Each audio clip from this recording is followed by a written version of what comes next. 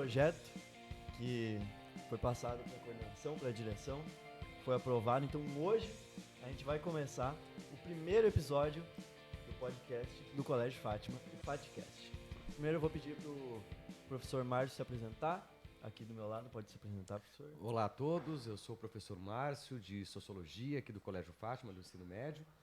E estamos aqui para contribuir um pouquinho com esse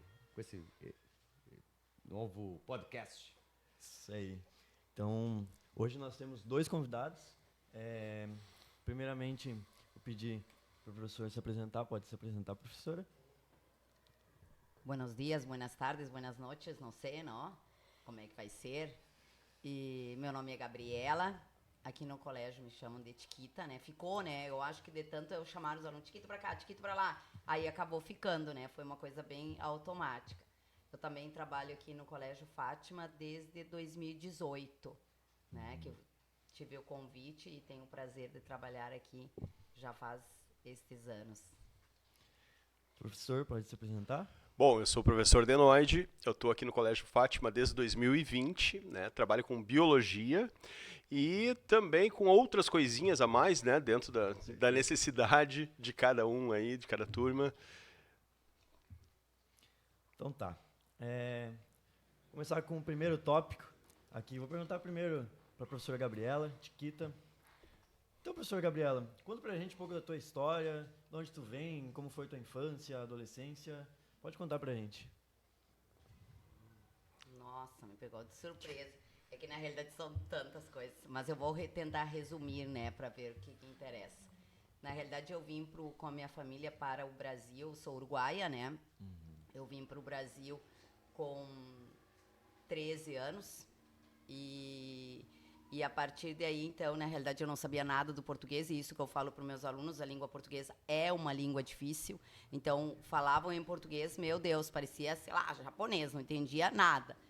E a partir dali, mas eu sempre fui muito estudiosa, né? Então, eu pegava gramáticas, estudava, até meus colegas, eles se espantavam e diziam, nossa, tu vai melhor até em português do que a gente. Mas é uma questão de estudo.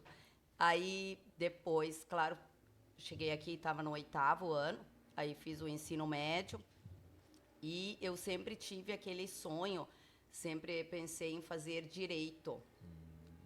Mas no 3º ano, até por várias questões, assim, até familiares, eu vi que eu não ia passar no curso de direito. Eu disse, não, vou fazer outro curso que eu gosto, que é história. Aí eu fiz o vestibular para História na Federal de Santa Maria, aí eu fui aprovada, daí eu comecei a cursar. Bem diferente uma das coisas, né? Direito, História... Não, na realidade eles acabam se encontrando. E aí eu cursei História na Federal de Santa Maria, e no último ano eu tinha um professor, o professor Almir, e ele me dava, sabendo que eu era uruguaia, né? Ele levava muitos textos em espanhol para ler. E disse assim, Gabriela, vai abrir o curso de espanhol na Federal de Santa Maria. Por que tu não faz o vestibular? E eu estava me formando naquele ano. Eu digo, ai, será? E estava bem concorrido, era o primeiro ano que ia ter espanhol. E aí eu digo, bom, vou fazer, né? Aí eu fiz, entrei e comecei a cursar espanhol, né? E daí, nesse meio tempo, eu trabalhei um pouquinho só com história, na realidade, trabalhei um pouco. E eu estava lá eu acho que foi no 3º semestre de espanhol. Eu não era formada ainda, mas também estudando, bem dedicada. E aí, o que aconteceu? Uma professora me fez um convite para ver se eu queria trabalhar, porque ela estava lá e ela ia ter que sair, se eu queria trabalhar no cursinho Riachuelo. Isso era no 3º semestre da faculdade. E eu estava realmente precisando trabalhar. Tinha uma filha pequena e tudo. E eu digo, mas eu quero. E aí isso me leva a pensar, me lembra assim, como a gente tem que encarar os medos, porque na realidade eu não sabia nada de dar aula, quase. Sim, tinha se tido formado só. ainda, né? Não, estava, sei lá, menos da metade da faculdade. E então eu disse assim, mas tu vai ter que dar uma aula pro dono do cursinho. Mas eu sempre encarei assim as dificuldades. Não tem problema, eu vou. Passei aquela noite estudando, estudei. fui lá e dei minha aula. E eu lembro, claro, naquela época, né? Eu era bem mais nova, lógico. Aí o dono disse assim, guriazinha, gostei de ti. Tu vai ficar aqui comigo trabalhando. E aquilo lá pra mim foi, né? Nossa, demais. Aí eu comecei a trabalhar lá, no cursinho. Daí, claro, fui trabalhar em outros lugares também. Dei muita aula em cursos de... Daí depois, daí eu me formei, aquela coisa toda. Dei muita aula em cursos de conversação. E daí, o que aconteceu? Logo depois, eu disse que eu digo, agora eu vou fazer direito. Porque tinha ficado aquilo, né, para trás, né? Só que eu não conseguia fazer direito na federal, por causa de algumas questão de horário. Daí eu fui averiguar lá na UFN, naquele tempo daí eu estava já trabalhando, aquela coisa, ganhando meu dinheiro. Eu digo, bom, agora eu vou fazer direito. Daí eu acabei cursando direito também na UFN. Tem coisas assim que eu não falo, ninguém sabe, né? Mas já que perguntaste, né? Vou responder. Aí acabei fazendo curso de direito também na UFN. Daí eu me formei, nunca advoguei, tá? Só para deixar claro, assim. Porque eu adoro ser professora, né? Sim. Eu gosto de ser professora. Mas é isso, né? Então, mas eu realizei o meu sonho, por isso que eu sempre digo para os alunos, eles podem fazer uma faculdade, podem fazer 2, podem fazer 3, eles têm que ir atrás dos sonhos. Daqui a pouco, aquela faculdade que tu tanto queria, neste momento, não vai ser possível. Mas daqui a um tempo, o importante é tu estar naquele meio, porque as coisas vão acontecendo. E também, quando aparece a oportunidade, tu tem que pegar. Mas eu não sei fazer, mas vai aprender.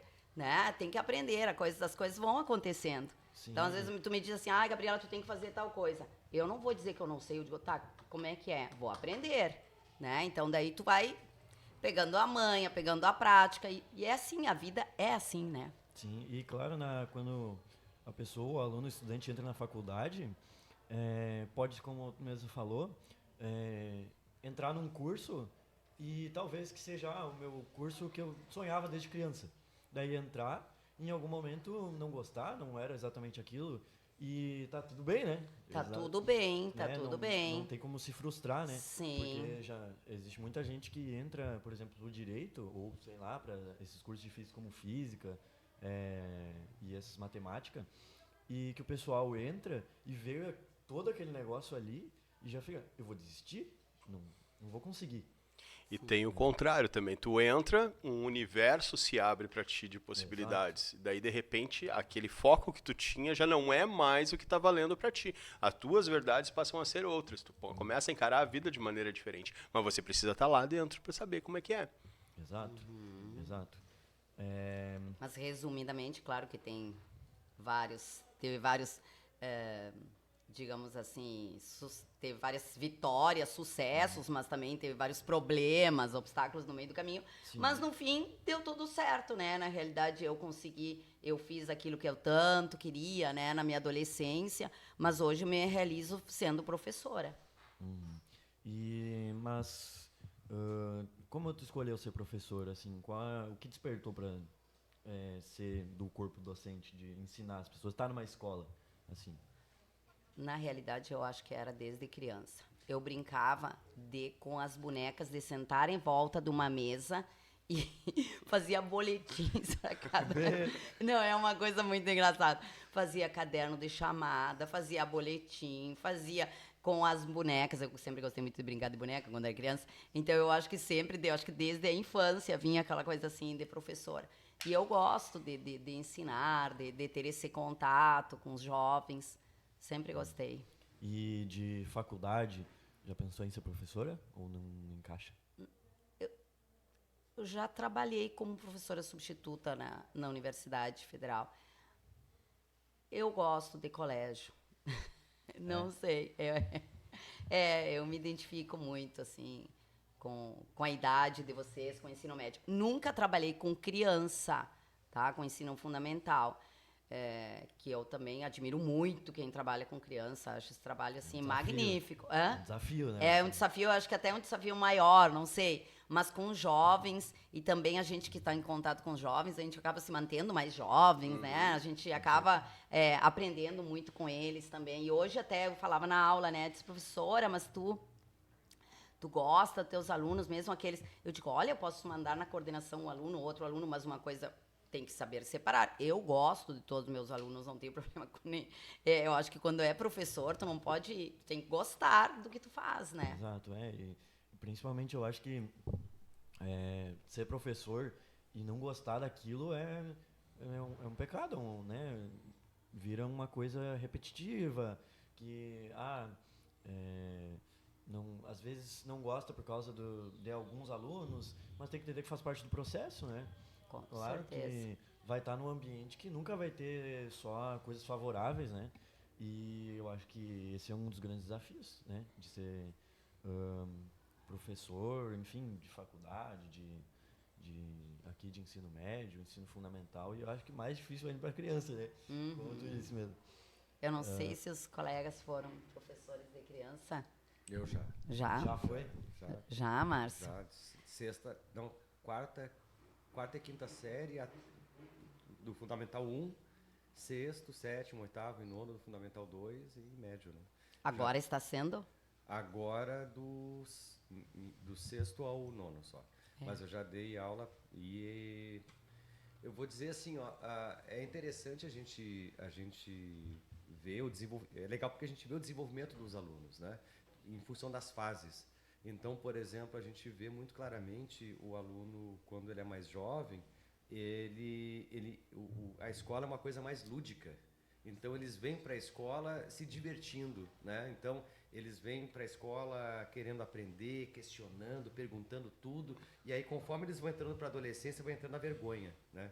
Aí o medo de perguntar começa a surgir, o medo de se expor começa a surgir, porque daí começa a ter outros interesses junto dentro do processo, né, da escola. Ele já começa a olhar o coleguinha de outro jeito, aí já não quer se expor, e aí vai tendo essas questões, né, começam a aparecer, daí vão ficando retraídos, e vai chegando até o ensino médio, né, que é o que a gente conhece, que daí é uma mistura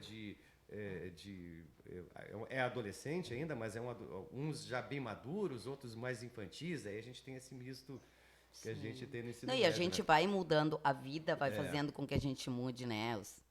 E eu era muito tímida, bem tímida. Não parece, mas eu era, né? Eu era. Então, hoje em dia, eu não tenho problema nenhum de falar em nenhum lugar. Tem que fazer alguma coisa lá em público, faço, tem que fazer isso, faz. A gente vai aprendendo, né? A vida vai te ensinando que tu tem que dominar, né? Tu tem que aprender.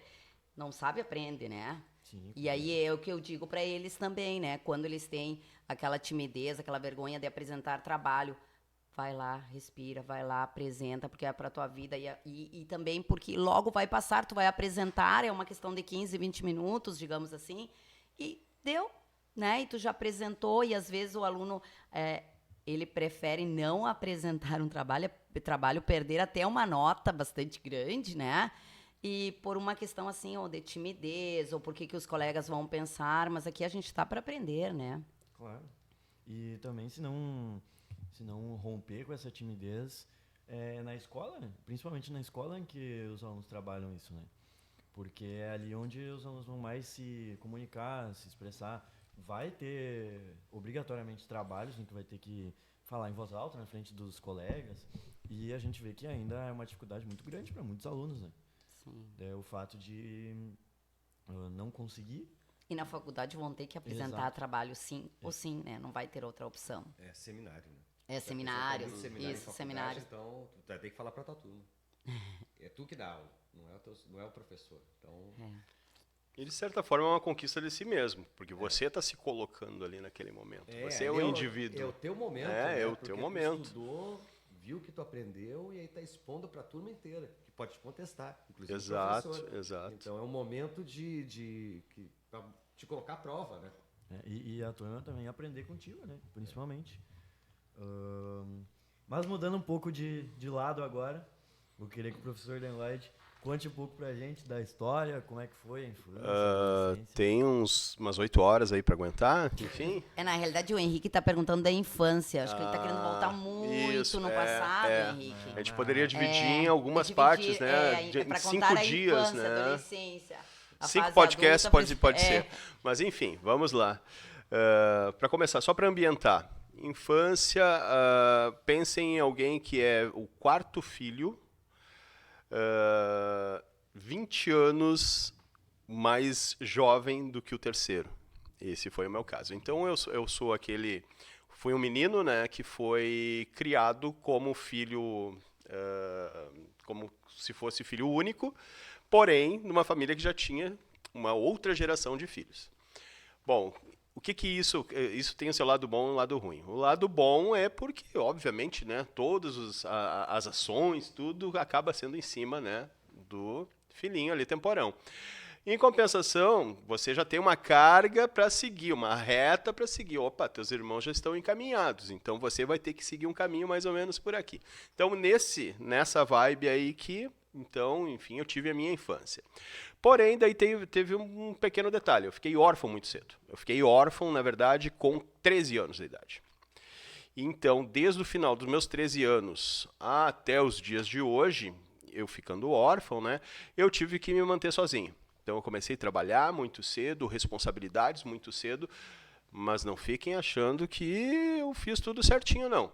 Tive um monte de erro. A gente aprende na vida errando, batendo a cara na frente, atrás, no chão, para cima. A gente vai batendo a cara, vai enfiando a cara onde tem que ir. E o que acontece? O que aconteceu? Nesse meio tempo, então, descobertas, pensem em todos os desafios que vocês têm com a adolescência, hoje. Coloquem mais uma carga. Opa, preciso ficar vivo, preciso me manter. Opa, tenho que reprimir tais atitudes porque tenho necessidade de sobreviver. Então, mais ou menos, essa foi a minha adolescência, um tanto quanto conturbada. Conturbada não no sentido, ele saiu, virou marginal. Não, não é isso. Mas algumas coisas eu fiz. Vamos citar uma, pelo menos. Eu era tão revoltado, mas tão revoltado que um belo dia, eu morando sozinho, decidi fugir de casa. Como que se faz isso? Morando sozinho, fugir de casa. O que eu queria? Não queria mais ter aquele ciclo, aquela pressão, e uma maneira que eu achei, era fugir de casa. Fui pro trevo pegar carona. Não façam isso, crianças, não é legal. Mas isso aí foi algo que eu fiz. Morando sozinha, tu fugiu de casa, ninguém tinha dito assim, olha, tu saí de casa. Exato. Então, assim, conheci dos 14,5 até os 16 anos, fiquei circulando o Brasil. Né, fui morar um pouco com a minha irmã nesse meio tempo, lá no Rio de Janeiro. Um belo dia apareci na casa dela. Nossa. Né, um belo dia também sumi da casa dela. Né, então, assim foi a minha adolescência. Bom, volto para cá, para Santa Maria, com uma saudade imensa. Né? Isso é uma coisa que até eu comento às vezes dentro da sala de aula. Estava lá em Aracaju, estava morando, já estava, né, legal lá. E estava naquela época trabalhando numa loja de CDs. E daí tinha um CD de uma banda que talvez não sei se vocês conhecem, enfim, mas era muito da minha época. Que era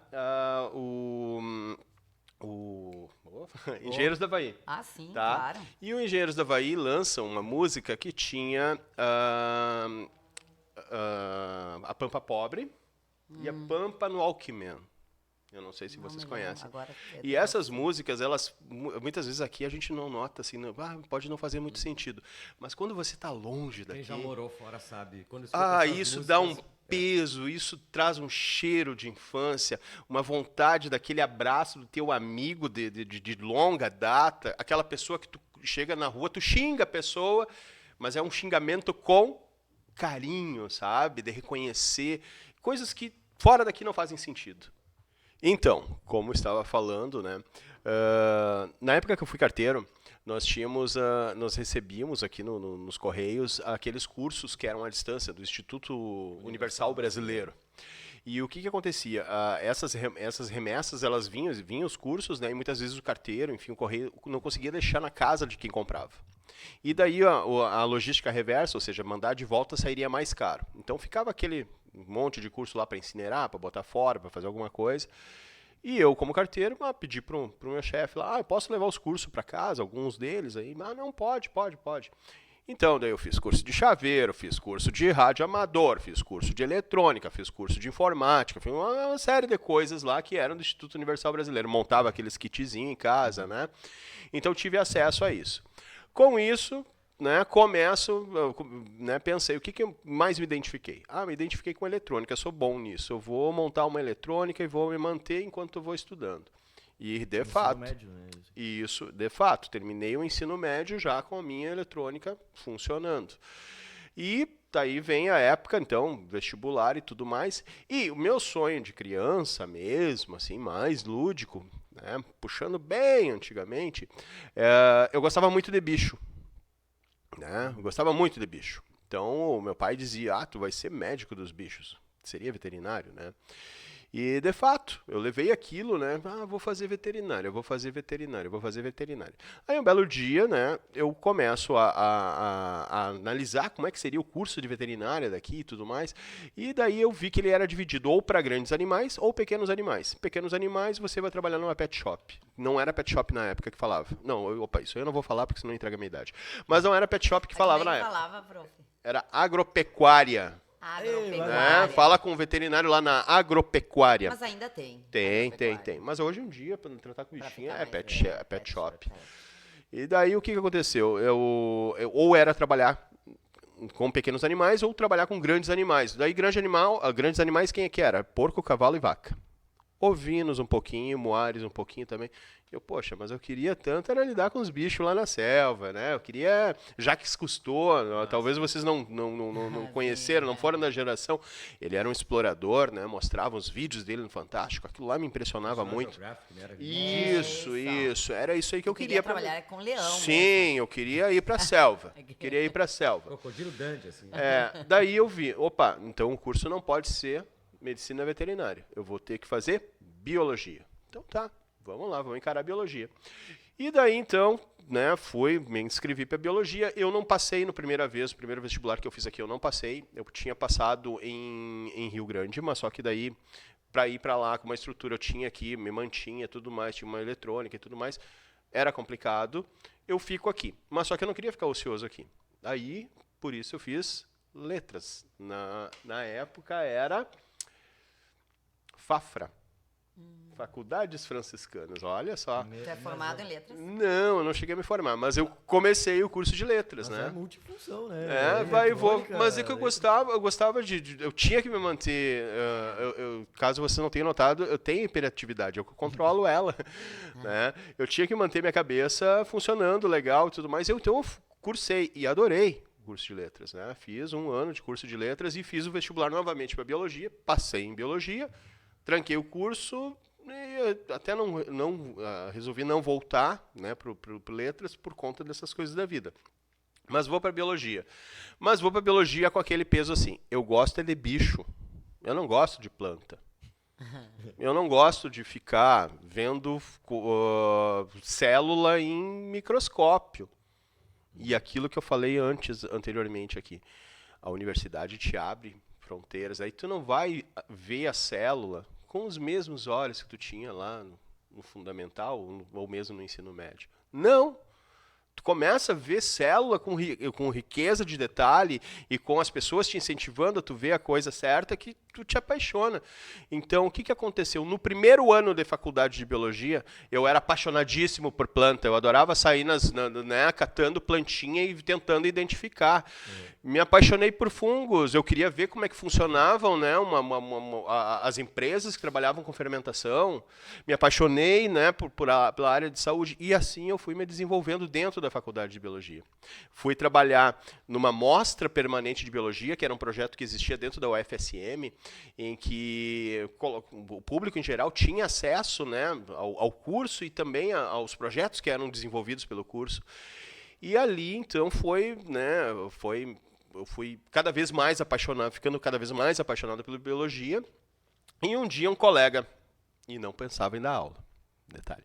Um dia um colega, né, um amigo de universidade disse assim: cara, tu fala muito bem aqui, porque a gente tinha que apresentar a amostra para as turmas.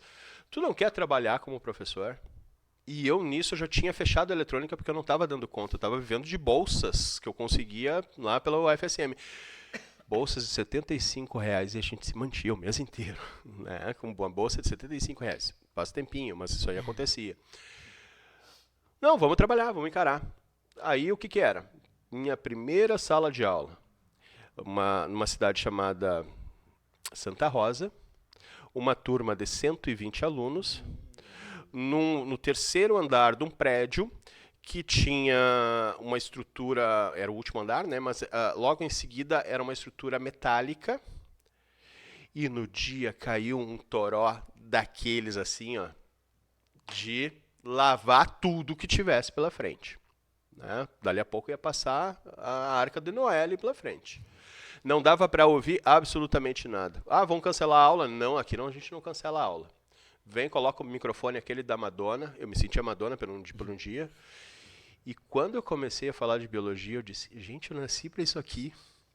Sabe, que a coisa começou a fluir, vinha de dentro, e aquele monte de gente me olhando, né, 120 pessoas, cara, todo mundo se apavora, quando, né, a maior parte das pessoas se apavora quando vem a multidão, e aquilo para mim pareceu tão intrínseco a mim, poxa, daí não parei mais.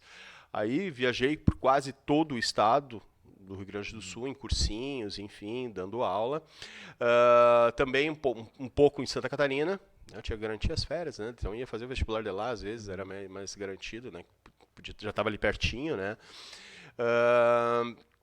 Mas circulava muito por aqui. Tinha vezes que eu tinha 7, 8 cidades na semana que eu visitava, né? Trabalhando com biologia. Com isso, é claro que a faculdade ela já começou a demorar um pouquinho mais. Normalmente são 4 anos, eu fiquei 2 anos a mais, né? Por conta disso, eu viajava muito, né? Conciliando as duas coisas. Bom, passando assim algum tempo, né, me formei, tudo mais, comecei a ter outras experiências de trabalhar também ministrando aulas, mas em cursos técnicos, né? Então eu tive uma fase com cursos mais ligados à área ambiental, participei de algumas comissões ambientais, inclusive que era convidado justamente por conta desses cursos, né? E dali a pouco prestei concurso para a prefeitura aqui de Santa Maria. Então, atualmente eu trabalho tanto com educação quanto com saúde. Olha onde é que a vida me levou. E daí, como na prefeitura eu acabo exercendo a função de biólogo, mas eu sou lotado como agente de saúde pública. O que é esse cara? O que um agente de saúde pública faz? Pensa no seguinte: vamos resumir saúde e a gente colocar numa pessoa só. É o que o agente de saúde faz. Então é aquele cara, tipo, vocês talvez não tenham conhecido, mas o vendedor de enciclopédia. O vendedor de enciclopédia, ele tinha que falar de cada um daqueles livros ali sem ele ter lido os livros. É verdade. Né? Assim era mais ou menos quando eu entrei para a prefeitura. Então eu tinha que falar de todo aquele monte de coisa a respeito de saúde, sem ser formado em medicina ou ser formado em enfermagem. Mas aí a formação em biologia e esse gosto, esse ânimo que eu tenho por biologia, acabou me levando adiante. Mas como é que foi os desafios? Como é que tu lidou com isso de entrar na parte da saúde e não saber nada, a não ser dessa área, né? O meu conhecimento ele era mais técnico, eu precisava colocar o pé no barro, como a gente fala. Tive que ir para a ponta, eu tive que ir para a unidade de saúde, ver realidade. Eu tive que, muitas vezes, revisar alguns conceitos, porque é muito fácil a gente, enquanto teoria, a gente, né, ter uma ideia de como as coisas devem ser. E, na prática, nem sempre aquilo que deveria ser é constituído, principalmente quando se fala de serviço público. Né? Você tem que trabalhar, além da parte técnica, você tem que trabalhar com uma legislação embaixo do braço. Isso aí tu sabe bem, né? Sabes bem. E aí você tem que conciliar isso com uma visão política. Não que você vai ter um partido político, isso, aquilo, nada contra isso.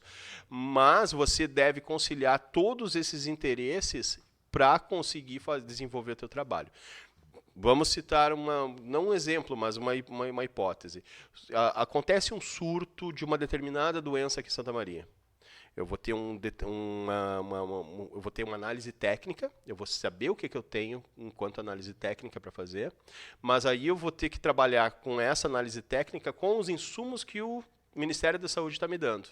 E muitas vezes esses insumos não são o suficiente para desenvolver aquilo naquele momento, ou eles vão funcionar de uma maneira coadjuvante para a realidade daqui.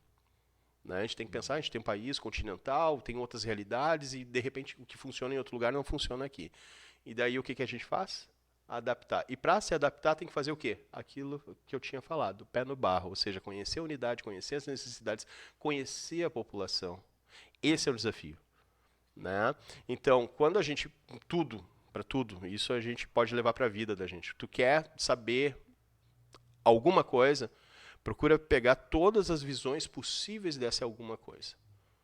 Não adianta você vir só com a visão técnica ou somente com a visão, né, geopolítica da situação e você não vai ter a solução. Você não vai conseguir se movimentar. É uma visão pessoal, né? Exato. A análise crítica tu vai ter que ter sempre. Né, para poder conseguir se mexer nesses meios. Mas então, encaminhando para nossas retas finais, perguntar para a professora Gabriela primeiro, agora que a gente já sabe como foi a história, como é trabalhar no Fátima como professora? Como é trabalhar? Professor de espanhol? É muito bom, é muito bom. Tem muitos desafios, claro, diariamente. Agora nós estamos, então, com a mudança. Houve uma mudança que começou ano passado, onde nós temos agora, pela parte da tarde, também aulas complementares de conversação. Então, são habilidades, são testadas, são colocadas em prática. Então, as habilidades, tanto na escrita como na oralidade. Claro que aquilo que eu sempre digo para os alunos, são turmas maiores, não é como num curso de conversação, que às vezes tu atende uma demanda de 3, 4 alunos que tu vai dar aula de conversação, né? Aqui nós tentamos, então, deixar de uma certa maneira aquela turma homogênea, né? Tentar, digamos assim, atender às necessidades daquilo que é mais prático. Então, nós já começamos com o primeiro ano, agora, o ano passado, né? Agora nós temos o primeiro e o segundo, então nós temos aula tanto na segunda de tarde como na terça de tarde. Então, isto é um grande diferencial. E esses dias até eu estava falando para um aluno, né? Até um aluno do primeiro ano, porque os alunos do primeiro ano, claro, tudo é novidade, né? Tá entrando, mudança do ensino fundamental para o ensino médio. Diz, mas quando que eu vou colocar em prática? Como é que eu não vou precisar de espanhol? Porque às vezes o aluno tem mais tendência ou para o inglês ou para o espanhol, ou eles têm aquela até uma rejeição, né, de língua estrangeira, não teve aquele contato. Eu digo, olha, a vida vai te mostrar que tu vai precisar. Porque eu tenho um relato bem interessante nesse sentido, porque eu tinha esse pensamento quando eu estava no ensino médio. Para que eu vou usar espanhol, né? Eu entrei na faculdade. Eu tinha uma professora minha que era uruguaia. Olha aí. Né? Que é a professora Selva. Todos os textos que ela dava eram em espanhol. E ela não falava português tão bem, ela já veio para cá mais velha. Quando ela foi minha professora, ela já estava se aposentando. Então, ela começou a dar aula aqui no Brasil, ela tinha mais de 50 anos. Certo. Então, ela não fazia também muita questão, então ela falava espanhol. Então, ela dava aula em espanhol e os textos eram em espanhol. O aluno tinha que... Te vira. Mas a faculdade é assim, né? E foram 3 semestres com ela, foi política 1, 2 e 3 com ela. Nossa. Então, te vira. Eu tive 1 ano e meio de aula, toda a minha formação em política foi em espanhol, com os textos em espanhol e aula em espanhol. Tive que me virar. Então, e tem outra coisa, aqui, como a gente tem esse espaço no Rio Grande do Sul, da gente viver nessa região, é muito mais fácil a gente se integrar aos congressos e tudo mais, aqui do Uruguai, da Argentina, do que de outros lugares. E as pessoas não entendem quando a gente fala português na Argentina e no Uruguai. Esse é um ponto que as pessoas... mas é parecido. Não é. A gente até pode achar um pouco parecido, mas eles não entendem. E não é porque eles não estão... Bom, tu pode falar muito melhor que a gente. Né? Tava comentando antes, né, Gabriela? Quando tu chegou pra cá, tu não entendia o que a gente falava. Português é uma língua muito difícil. Eu não entendia nada quando eu cheguei. Nem eu, nem meus irmãos, nem meu pai, nem minha mãe. Pensa. Era uma coisa ela engana, ela é familiar. Ela é familiar. É que nem quando você pega alguém que vai falar pronunciamento do grego, ele é familiar. Mas agora vai entender. Vai entender, vai te comunicar. Então, aquilo que eu falo para os alunos. A vida vai te mostrar, porque aqui vão vir, ou não precisa necessariamente tu ir até um país que tem o espanhol como língua oficial, e aquilo que eu digo, não é um país, 2, 3, nem 10, são 21 países no mundo que tem o espanhol como língua oficial, então são muitos países, e não precisa tu ir até um país, basta que ter um congresso, um seminário aqui em Santa Maria, quantas e quantas vezes vieram palestrantes, né, falantes de espanhol. E é muito gratificante quando, olha, uma vez por semana, ou seguidamente, alunos me mandam mensagem: prof, tô colocando em prática aquilo. E eu sempre digo: não joga fora teu caderno, joga fora teu material, guarda teus livros. Olha, esse dicionário que tu tá adquirindo é um dicionário. Tu adquirir esse dicionário bom, esse espanhol, português, espanhol, aquele que eu indico, tu usa depois pra tua vida, né? Então, tu usa os materiais, depois tu vai colocar em prática. Quanto menos espera, tu tá lá, hablando com alguém, né? E hoje em dia, né, com esse mundo globalizado, com a internet, meu Deus. E o mercado editorial, principalmente em espanhol, é muito mais rico do que em português. Tem muito mais livros interessantes em espanhol do que em português. E sem falar que muitas vezes as versões saem muito antes em espanhol do que em português. Né? E o mercado de trabalho como um todo, né? Possibilitar o aluno que dizer assim, não, eu sou falante, tenho o idioma espanhol, qual é o teu nível? Muito bom, né? Qual é o teu nível de espanhol? Isso vai te ajudar também. Se quiser ser um intérprete, ou até tem vezes que, às vezes, até botar no currículo, contratam pessoas justamente por causa que ela fala mais de uma língua. Com certeza. Né? É muito, muito bom até pro currículo, mas daí tem aquela coisa, né? Eu não vou usar pra vida isso, porque eu tô aprendendo, não. Se tá na escola é porque é importante, de algum jeito. Não, e voltando à tua pergunta, respondendo para fechar, então, trabalhar aqui, eu comecei a trabalhar em 2018 e, na realidade, eu ia ficar um semestre. Eu entrei no mês de agosto, no meio do ano, e eu ia ficar até o final. E aí, olha só que anos nós estamos, né? Então, quer dizer que é muito bom, porque eu ia ficar só um semestre. Nós estamos em 2023 e estamos aqui, né? Que bom, que bom. Vou passar agora reta final pro professor Lenoide. Nos conta como é que é trabalhar no Colégio Fátima. Eu acho que eu até sou suspeito em falar. Eu já trouxe minha filha para cá, né? Eu gosto de ficar aqui. Eu gosto de vir de manhã para cá todos os dias, ver vocês, ver os colegas, conversar, ver como é que as coisas estão. Ser recepcionado pelo professor Antônio lá, não tem preço, não tem preço. Aquele bom dia te desperta, né? Tu sabe que realmente, começou meu dia, já dei bom dia pro professor Antônio, né? E assim, o que acontece? Eu vim numa época em que a gente estava fazendo a migração do antigo ensino médio para o novo ensino médio. Então, tínhamos um desafio a mais. Tu entraste na pandemia também, Exato, mais a questão de pandemia. Né? Na semana da pandemia. Eu tive uma semana de aula presencial e taca ali pandemia. Vai aprender a mexer no Zoom, no Meet, e vamos tocar, e vamos fazer, e um ajuda o outro. E eu acho que isso uniu bastante a equipe, né? Porque o que acontecia? Muitas vezes a gente não conseguia se ver todos, né? E ali a gente se obrigou a se ajudar. A gente só vai sair dessa se ajudando. E esse clima veio, foi ficando e foi estreitando os laços, né, entre todos nós. E hoje em dia, assim, eu posso dizer que eu tenho os melhores colegas aqui. Posso dizer assim, garantir, bater na mesa. Eu tenho os melhores colegas aqui. Por quê? Porque é um ambiente gostoso. Eu tenho confiança do que eu vou falar numa sala de aula. Daqui a pouco o Márcio vai ir na mesma linha, embora de repente o pensamento dele possa ser diferente, mas a ideia, né, vai ser a mesma, sabe? A maneira de demonstrar, de falar sobre as coisas.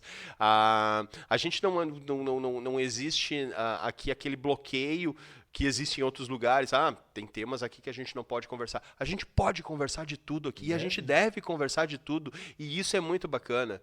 E o que acontece? Com o novo ensino médio, nós temos algumas ferramentas ali que nos ajudam a gente, né, sair um pouquinho daquela caixinha que a gente está acostumado, de um monte de conteúdo. Eu tenho que fazer essa sequência assim, assim, assado. Que é o que acontece com vocês. A gente tem, né, hoje em dia, 3 turmas aqui do 2º ano. Cada turma tem um andamento diferente. Se vocês pegarem o meu planejamento ali, alguma coisa vai bater entre uma turma e outra, mas muitas vezes a coisa acaba indo degringolando para um outro lado, né, que é a necessidade daquela turma. Né? Quantas vezes a gente começou a conversar uma coisa e dali a pouco essa coisa já virou em outra e tá lá, né, já estamos falando lá sobre, né, a relação da biologia com outra coisa que não tinha nada a ver com o início. E a gente consegue voltar e fazer o fechamento.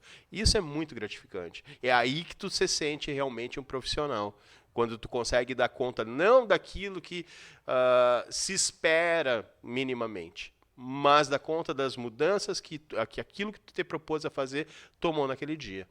E aqui a gente consegue, felizmente, ter isso. Né? Não, e inclusive os alunos vão abraçando com a gente os projetos, Exato, né? exato. Todas as novidades que vão aparecendo e o aluno vai se soltando. Claro, como eu disse, tem aqueles alunos tímidos que têm um pouco de vergonha de apresentar trabalho. Mas, em regra, como um todo, os alunos apresentam trabalhos fora do colégio, se saem muito bem. E depois entram na faculdade também, eles têm muito, muito sucesso. E depois voltam aqui para agradecer a gente.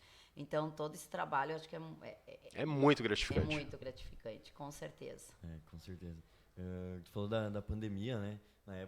Na pandemia, eu queria estar no ensino médio para ver como era a pandemia. Porque quando a gente pegou a pandemia em 2020 ali, né? 2020, 2021, eu estava no 8º ano, em 2020. E eu já vi, os professores é uma coisa totalmente diferente, né? A equipe totalmente diferente, é outra vibe, assim. E mesmo sendo assim, eu via que os professores, eles realmente ficavam mais fortes naquele momento. Em vez de se distanciar, de cada um tentar se ajeitar, né? Porque tinha vários professores até que não sabiam lidar com as câmeras, não sei o quê. Na real, ninguém estava preparado, ninguém sabia. A gente tinha uma ideia, assim, de como talvez funcionasse. Tinha professores que até ficavam tímidos na frente das câmeras, assim, e chateados porque o pessoal não ligava as câmeras para falar, tinha que dar aula nas telas pretas, né? E é complicado, foi um processo complicado, mas com certeza foi um processo que uniu muito mais, né, tanto os professores quanto os alunos ali, e para perceber que é um processo, né, e a gente vai vencendo junto. E tem que vencer junto. E a nossa equipe, ela sempre foi muito, muito, muito unida. Nunca houve, assim, tipo, concorrência, inveja. Muito pelo contrário, sempre houve companheirismo, todo mundo se ajudando. Então, não tem igual. Não, e digamos assim, o Márcio não está aqui para fazer alguma coisa, todo mundo vai lá e abraça e faz pelo Márcio. O Márcio se faz representado pelos colegas, ou isso vale para qualquer um dos outros, né? E isso é muito bacana. Tu ter essa confiança de que vão te representar e vai ser alguma coisa que realmente você fique representado. E acredito, né, Henrique, que os alunos sintam isso, né? Com certeza. Os alunos sentem e isso ajuda também, motiva eles a que eles sejam assim também, que que eles possam se ajudar no momento difícil. Eu ouvi também muitos dos meus colegas que falaram, aqui no ensino médio o pessoal, a equipe de professores é muito mais unida, né? Não parece que é diferente, assim, principalmente depois do processo da pandemia. Mudou tudo. O método de ensino, os exercícios, porque antigamente na pandemia só mandava pelo portal, né? E daí vinha aquela lista inteira de exercícios pra gente fazer, mas como assim? Como é que a gente vai conseguir fazer isso? Eu tenho que pedir ajuda, eu não tenho, não entendia, entende? Mas daí eu percebi que, realmente, quando se une, agora que a gente fez ali o grupo de estudo para estudar para química, a gente percebeu, a gente está unido, a gente está aprendendo melhor, a gente está aprendendo mais fácil, e eu garanto que os professores são assim também. Claro. É muito melhor trabalhar num lugar onde tu se sente, primeiro, aceito, e segundo, incluído, né? E, como o professor Leonardo falou, uma confiança, né? Sim. Confiança, importantíssimo. Mas eu acho que é isso. Acho que vamos fazer o fechamento. Muito obrigado por participar no primeiro episódio. Foi muito bom, muito gratificante ter vocês aqui. Espero que vocês venham outra vez. Muito bom ouvir as histórias, as carreiras, como a vida apresenta essas coisas pra gente. Eu não falei de onde que eu sou, né? Eu sou uruguaia da cidade de Paysandu. Vou fazer propaganda da minha cidade. Quem puder ir lá visitá-la. Tem um grande time lá, Paysandu. É uma cidade muito bonita. Muito bonita. Então é isso. Eu agradeço ao professor Márcio, que está me ajudando aí na organização do projeto. E a gente se vê no próximo mês. Espero que tenham gostado aqui da nossa conversa descontraída, né? É para ser uma coisa mais legal que inclua ali os professores, alunos. Eu quero te parabenizar, parabéns pelo teu projeto. Obrigado. Né? E dizer assim que com certeza terá muito, muito sucesso. Nós vamos acompanhar e vamos divulgar também, porque trabalho como este tem que ser divulgado, tem que sair das paredes aqui do colégio. Vai ser. vai ser um sucesso, com certeza. E parabéns, parabéns. Obrigado. Conte conosco, elaboração de roteiros, alguma coisa que precisar, conte sempre conosco. Muito obrigado, muito obrigado. Mas então acho que é isso, gente. Obrigado pela presença de vocês, pelo pessoal que está ouvindo aí, por ouvir a gente até agora. E a gente se vê mês que vem. Tchau, tchau.